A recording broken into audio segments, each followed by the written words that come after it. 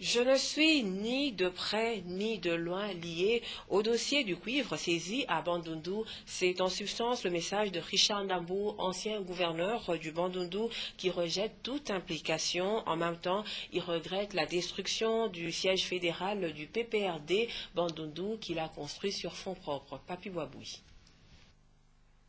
Dès sa chambre d'hôtel, Richard Ndambou réagit au sujet de la cargaison de lingots de cuivre saisis il y a quelques jours dans sa province, le Bandundu. Cité dans l'affaire, Richard Ndambou nie toute implication. En même temps, il dénonce les dirigeants de l'actuel exécutif provincial du Bandundu qui ont permis à la dite société d'extraire illégalement ces minéraux. L'entreprise qui exploite ou qu'on a saisi a eu l'autorisation des autorités provinciales. Le document a été signé le 23 mars 2011 et ça paraît être comme la signature du vice-gouverneur. Pour le gouverneur Richard Ndambou, le bateau n'a pas disparu, il a plutôt été acheminé à Kinshasa sur décision du parquet général de la République, question de permettre à l'enquête de découvrir les vrais commanditaires qui sont presque déjà connus.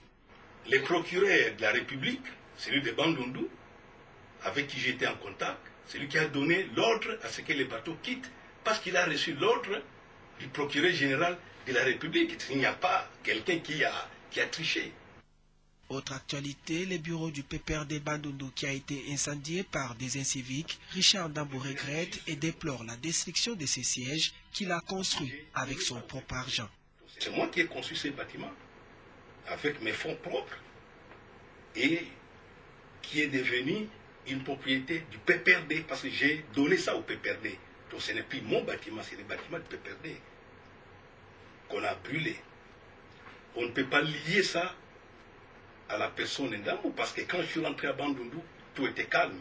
Malgré tout ceci, Richard Ndambou réaffirme son soutien et sa loyauté à Joseph Kabila, le chef de l'État, et ainsi que son programme des 5 chantiers de la République.